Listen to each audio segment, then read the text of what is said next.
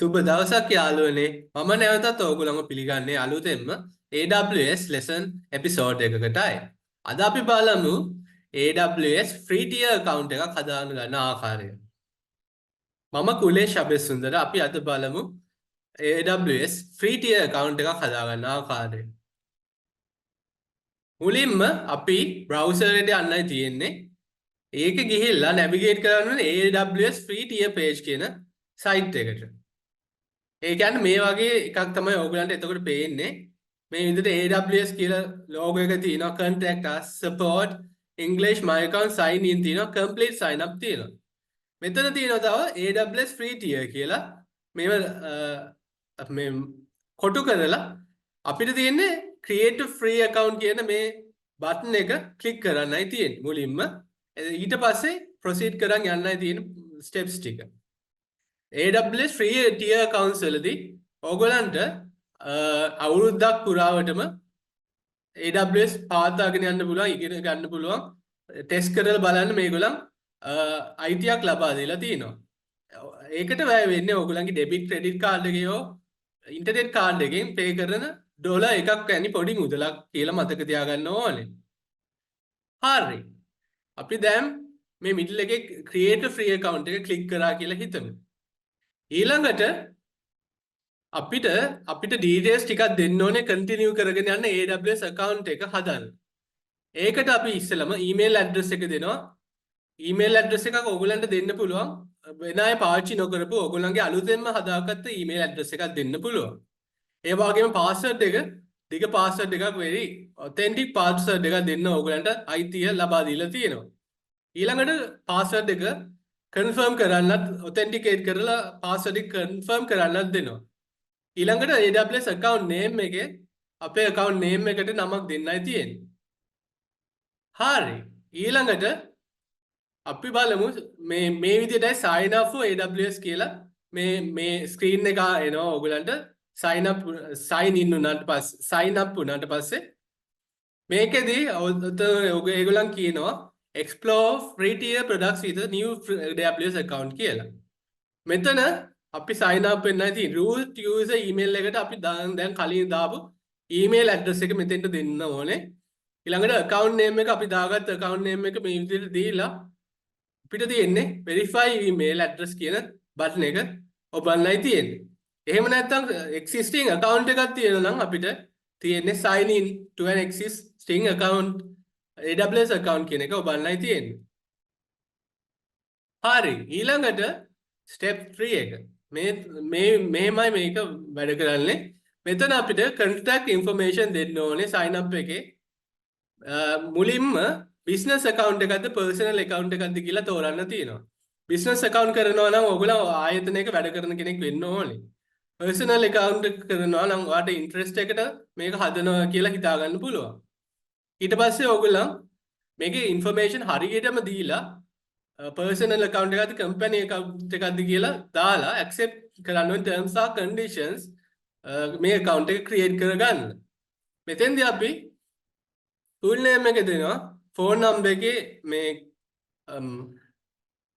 රට number එකයි අපේ phone number එකයි දෙන්න පුළුවන්. ඊළඟට country එක හෝ region එක දෙනවා අපි ඉන්දියා හෝ ශ්‍රී ලංකා කියලා.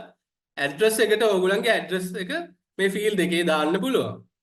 ඊළඟ city එකත් අපි දාගමු අපේ city එකක්. ඊට පස්සේ state or province or region එකක් දාන්න තියෙනවා. අන්තිමටම postal code එක දාන්න තියෙනවා. මේ ටික දැම්මට පස්සේ ඔයගොල්ලන්ට තියෙන්නේ continue to step 2 කියන එක ඔබලයි තියෙන්නේ. දැන් මේ විදිහට මේම screen එකක් එනවා secure verification වලට. මෙතන payment සහ PAN information දෙන්න ඕනේ. මෙතන debit card, credit card or internet card එකක secure submission එකක් දෙන්නයි තියෙන්නේ. මුලින්ම අපි billing information වල credit or debit card එකේ number එක දෙන්න ඕනේ. ඊපස්සේ ඒක Visa ද Master ද Amazon ද කියලා දෙන්න තියෙනවා. ඊළඟට expiration date එක December 2025 කියලා දෙන්න පුළුවන්. ඕගොල්ලන්ගේ හරි credentials දෙන්න ඕනේ මෙතෙන්ට. ඊළඟට card holder ගේ නම මේකත් අපි දෙන්න ඕනේ අපේ නම. මගේ මෙතෙන්දි මන් දුන්නේ කුලේෂ් කියලා. ළඟට CVV අංකය දෙන්නත් තියෙනවා. මෙතෙන්දී අංක 3ක අංකයක් දෙන්න තියෙනවා. ඕගොල්ලන්ගේ debit or credit or internet card එකේ තියෙන අංකේ CVV අංකේ දෙන්න තියෙනවා. ඊළඟට බිලිං ඇඩ්‍රස් එකට අපි යූස් කරපු ඇඩ්‍රස් එක දෙන්න පුළුවන්. නැත්නම් අලුත් ඇඩ්‍රස් එකක් දීලා PAN account එකක්ද PAN නැද්ද කියලා දීලා ඊළඟට අපි වෙරිෆයි කරන්න ඕනේ step 3 එකෙන් step 4 එකට. හරි. මේ step එකේදී අපි බලනවා මෙතන merchant name එක වැටෙනවා අපේ Amazon internet services date එක වැටෙනවා card number එක අපිට අය කරන charge එක. මෙතෙන්දී ඩොලර් දෙකක් දීලා තියෙන ඉන්දියාවේ ගාණක් නිසායි. ඊළඟට OTP එකක් යවනවා ඕගොල්ලන්ගේ නම්බර් එකට ඒ වෙලෙම ඒක අපි enter කරන්න ඕනේ enter OTP කියන මේක ඇතුලේ enter කරන්න තියෙනවා. ඊළඟට අපිට මේ page එක විනාඩි 3ක් විතර තියෙන්නේ OTP එක send වෙනකොටම විනාඩි 3ක් විතර OTP එක රැඳී තියෙන්නේ. ඒ වෙලාව ඇතුළත ඕගොල්ලන් OTP එක හරියටම type කරලා submit කරන්න ඕනේ.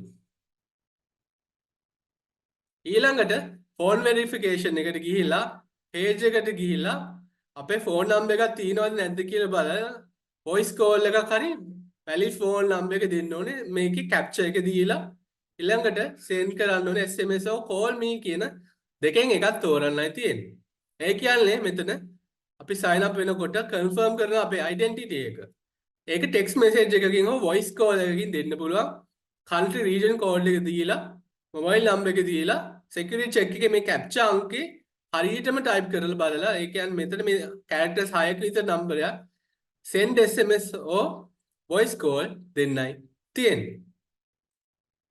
ඊළඟට send SMS or call me now එපුවට පස්සේ ඔයගොල්ලන්ට immediately receive වෙන call එකක් හරි SMS එකක් Amazon වලින් verify කරමින් ඔයගොල්ලන් call එක සහ ඔයගොල්ලන් enter කරන්න කියලා ඒ code එක verify කරන්න code එක.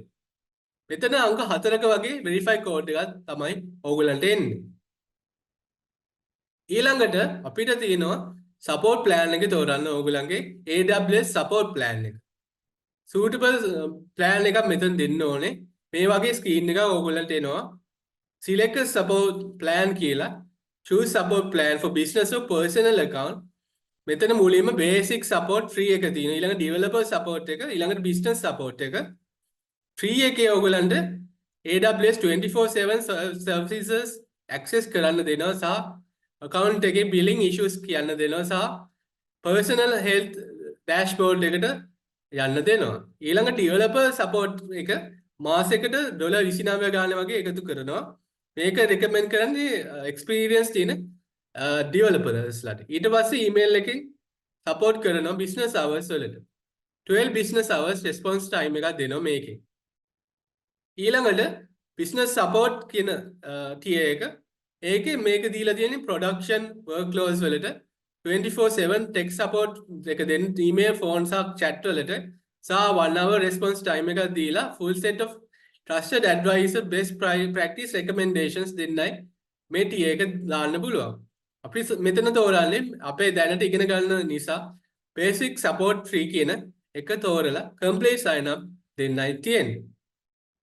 ඊළඟට registration confirmation page එකක් එනවා.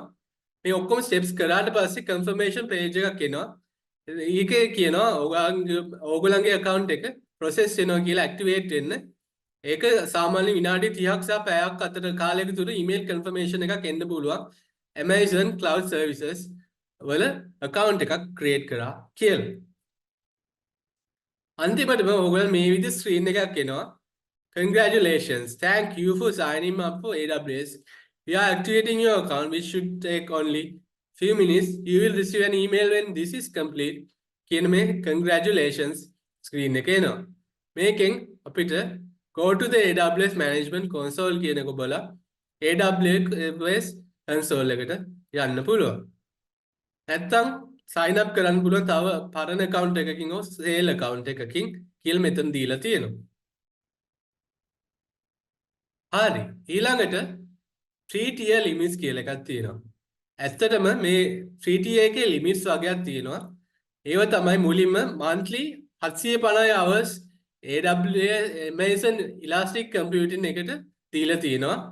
ඒ වගේම 5GB basic storage එකක් දෙනවා S3 වල infrastructure එක සහ scalable robust සහ secure object storage එකට. ඊළඟට monthly database usage එක Amazon RDS එකේ 750 covers දෙනවා. relevant database engines SQL Server, MariaDB, PostgreSQL සහ MySQL වැනි relational database services වලට. ඊළඟට 5GB දෙන Amazon EFS storage එකට මේකෙදී shared file storage solution එකක් දෙනවා. easy to use scales දීලා Amazon EC2 instances වලට.